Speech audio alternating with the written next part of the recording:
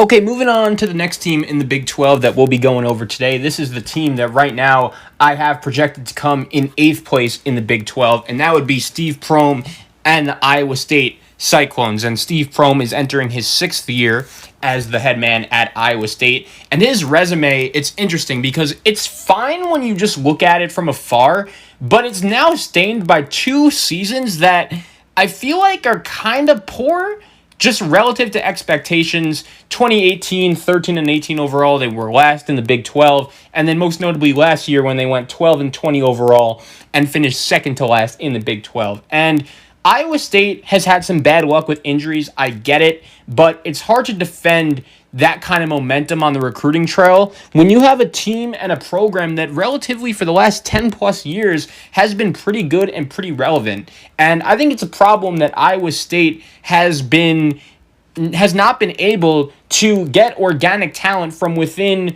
the state of Iowa or just on the recruiting basis as a whole, because Steve Prohm is going very highly on transfers. And this year's roster is really a microcosm of what Steve Prohm has been doing building his rosters at Iowa State. Last year's 4-man freshman class had 1 man ranked inside the top 200.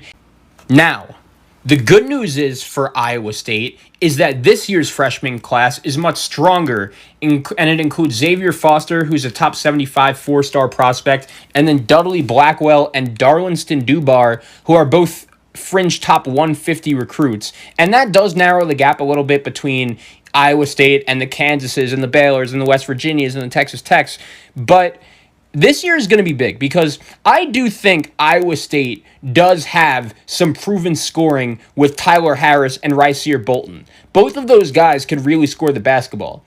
Steve Prohm has some pressure, but I do think he's been screwed early also with the draft picks and his players leaving a little bit earlier than they expected. The 2 guys that come to mind right away are Talen Horton-Tucker, who actually just won an NBA championship with the Los Angeles Lakers, and Tyrese Halliburton, who's going to be a top 10 pick in this year's NBA draft, and he is going to be an absolute stud playing at the NBA level. They have these 2 scoring guards, including a good shooter in Jalen Coleman-Lance, who's actually a transfer from DePaul. He's been in college forever. He actually started his career at Illinois. He didn't shoot the ball great last year, but at the same time, there was also really no depth behind him.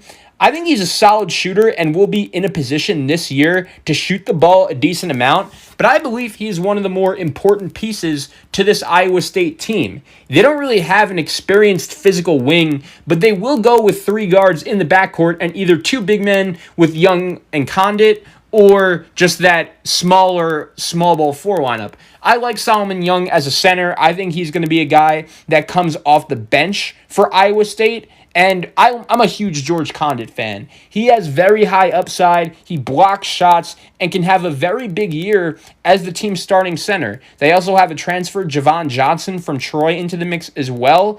And I feel like last year Iowa State had some chemistry issues. And looking at what Steve Prohm said about this kid, Javon Johnson, in the offseason, he said this: "We played him the same way we played Mario Shayok during his sit-out year. Javon played point guard for the second team. When you look at Javon, he's a double-figure scorer from Troy, but he fits into how we play. He's long, lengthy, skilled, and has the ability to play multiple positions." So I think if I'm a fan of the Iowa State Cyclones, that is a good sign going forward, because now you have a little more options in terms of how you play and if you could play at a more versatile level. Especially, I think that's something this Iowa State team especially has to do, just because of the way their team is built. And I feel like right now, looking at the Cyclone team, there are some guys I like, but I don't know how many guys that right now on a consistent night in and night out basis I'm going to know that are going to be consistent, and I know what I'm getting from them. I don't really know if there are that many players on this Iowa State team that has done that. Looking at their bench, there is a lot of unproven freshmen or rotation guys coming back, and one of them is Trey Jackson. And I like him a lot, but he's playing with a little bit of a low talent level. George Condit is probably your best player if you're Iowa State. Riceer Bolton is probably your best scorer. And him being the full-time starting center, George Condit, I think is really going to help him. I think his stock is going to go up, and I think he's going to have a phenomenal season. And this roster, I'm just a little bit concerned about the chemistry they have. Tyrese Halliburton was phenomenal with Iowa State last year. We know how much of a significant impact he made on the Cyclones. And now you're going to have to rely on Tyler Harris, a kid that's 5'9", to replace him, which to me, if I'm an Iowa State fan, that's pretty scary. Steve Prohm is an coach. I just think he's in a weird spot, and he can't get out of it. He can win in the right situation, but get boxed out. Because at the same time, when things haven't gone his way, I feel like he hasn't really been able to recover the program. And when you look at it from a bigger picture, when Steve Prohm was first hired as the head coach of Iowa State, he was given to the keys to the castle, and they were buzzing at one point for a couple years under Steve Prohm, and they'd been very good. But for some reason, he really just couldn't keep the momentum going, which has to be penalized. He's kind of like Travis Steele, but did have success with the other coaches' players. It just didn't continue. And it is telling to me that he couldn't keep it going with all of the momentum and all of the professional players that they had. Look at some of the guys that Iowa State had under Steve Prohm in the past that are playing in the NBA on a regular level or two-way. You know, Monte Morris, Nazmi True-Long,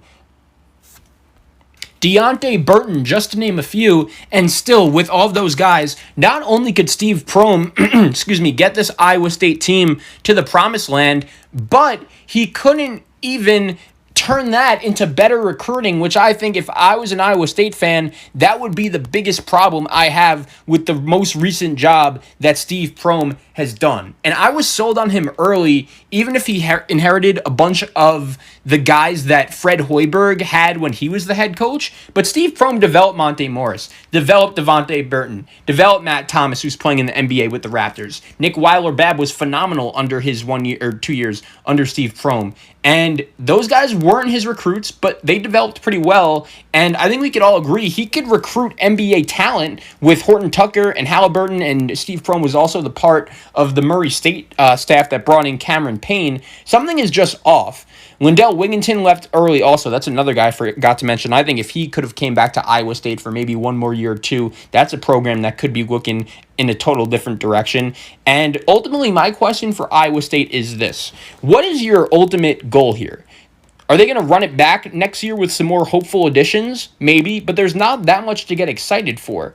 And I'm on board usually with the transfer-heavy approach. However, I feel like there's a fundamental flaw in that 2019 roster when you compare it to this year's team. Halliburton was there, a guy that Steve Prohm recruited himself and developed. Shayok was there. He was an elite transfer player. And Horton Tucker were there as well. And they have pro-level wingspans, which allowed them to frequently switch onto opposing forwards without really sacrificing anything. Additionally, their offensive versatility created constant mismatches on the offensive end of the floor, which may be a little bit of a bridge too far for these rookies to succeed in. And looking at Steve Prohm's lineup for this year, his preference will be a big determinant in how much Xavier Foster plays next year, because his pedigree seems to be rooted in more potential than ready-made ability. But I think he could be a guy that has an immediate impact right away. Blake Hinson, the transfer from Ole Miss, he actually was going to be eligible, but he's hurt right now, so he's going to be out for the season.